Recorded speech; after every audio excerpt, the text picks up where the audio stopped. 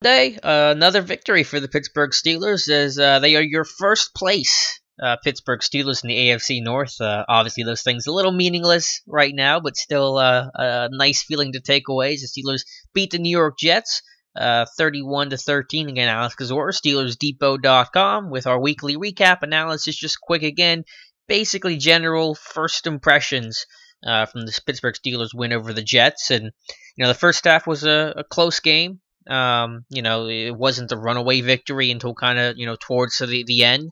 I don't know if I'd go as far to say as it was a tale of two halves, but clearly the product in the second half the Pittsburgh Steelers had was much better than what they showed in the first half. But, I'm going to start with the defense here. And I think they just did a nice job of playing clean, playing smart, and not giving up the big play. And given all the injuries that they've been dealing with, and now the offense is dealing with some of it as well, for them to be that consistent, as tacklers, as communicators, as making the play when they have to, you tip your hat to them because they're doing some great things out there in some difficult spots. A lot of young guys out there, a lot of guys that haven't played a lot of football, and they're playing well. They're playing like veterans. You look at the Jets, 2 of 11 on third down, just 1 of 2 in terms of scoring touchdowns in the red zone. So not a lot of chances, only, converted one time that opportunity, and that was, I guess you can call it a fluky, catch by Brandon Marshall. It goes through Ross Carkle's hands. Credit to them. They made it a play. Steelers didn't, but it wasn't a gimme kind of play. It was one that you could say, that's just an individual breakdown. You could have stopped it. But anyway, yeah, 2 of 11, third down. No real big plays. You kept a lid on everything. And then a Jets team that, struggling to find their footing offensively, that like to take a lot of vertical shots, that have a lot of size at receiver. That was a concern for me, of course, led by Brandon Marshall. The Jets did not have a completion over 20 yards today. Their long was a 19-yard completion. I think they only had one play over 20 yards. That was the one where Matt Forte kind of came out the other side, got a 28 yard gain off the right side. Mike Mitchell pushed him out of bounds. So you kept the lid on everything. You forced long drives. That's a Steelers MO. You might not like some of that dink and dunk, but the philosophy is, and this goes back to Dick LeBeau, it's the same exact thing.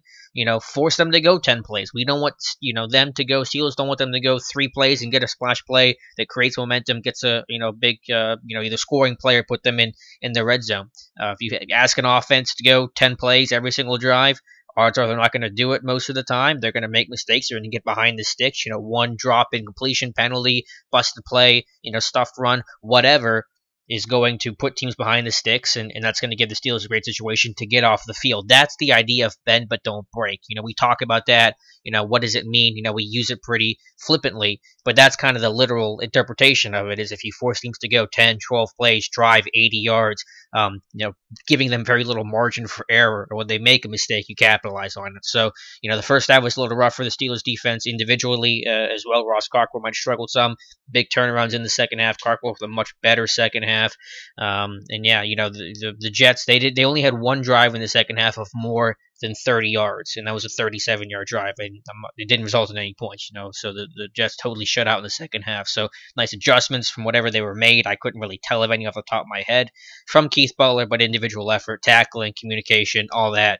Great job, even though you have a lot of snaps with Jordan Dangerfield, Sean Davis, Artie Burns in the secondary. And you lost Schumacher Thomas in that game. I think he was expected to play, but you lost the backup there too. So they played very clean, and hats off to them. Offensively, Ben Roethlisberger, what can you say? Just more of the same there, and that stat line could have looked even prettier had it not been, dropped by Sammy Coates. Coates very up and down. Definitely not a bad game by any stretch of the imagination. You've just seen that roller coaster. But as I've said before, I talked about it kind of gushingly so at the end of the video I did last week. That Sammy Coates, his best game, his most complete game. I said how mentally tough Sammy Coates is, and he showed that again today. It was a tough game for him at times, some really bad drops, plays that he's got to make, the easiest touchdown catch he could have, and he just drops it. He's able to come back, he's able to make some plays. Now, from the time that I was talking about maybe benching him, because it wasn't about play necessarily, it was just the injury. Can he catch the football? And clearly that laceration on his hand had some sort of impact on that. But after that point, he did make a couple plays. He had the touchdown pass, but none of them were of the high, degree of difficulty. There was the offsides play where he's wide open. He caught a couple of 10-yard out routes. He had the crossing touchdown. Credit to him, not trying to, take it away and dog a guy for scoring a touchdown. He did his job, but it's not like he made any spectacular plays. So I was a little surprised the team stuck with him that long. It's not like we were calling for his head after a one drop, but you just saw the pattern of it. That was the concern. But as I said before, and I'll say it again, he's a mentally tough kid. They gave him that vote of confidence. I'm sure that's going to probably feel good for him. But even if they benched him, these guys been in tough situations before. He's lost playing time before.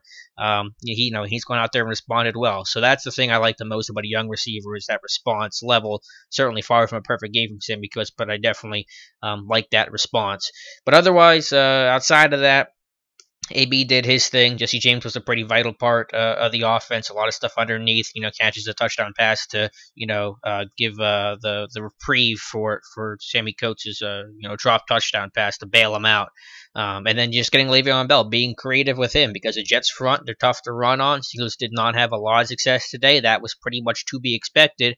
But get him involved as a weapon as a receiver. Steelers do a nice job. They run a lot of vertical concepts, and that's going to open up things underneath for Le'Veon Bell. The Jets like to run a lot of man coverage, so schematically with some of those kind of pick plays that you kind of just get naturally, and just Bell being able to win one-on-one matchups, you get a great deal of positive plays out of that as well. The upside to some of those vertical concepts is that even if the vertical shot isn't there, even if it's well covered, you get Bell open underneath, either one-on-one or just wide open because the defense is expanding to play the vertical concept. And a team like the Jets, man coverage vision is not to the football, so they take time to find the football, know that the ball's been checked down to Bell, and so it's tough for them to rally to the football and make a tackle and limit yak and things in that nature. So Bell, he's that ultimate weapon because there's just no situation, there's no team that can slow this guy down because he can win in so many ways. He can line up all over the entire field.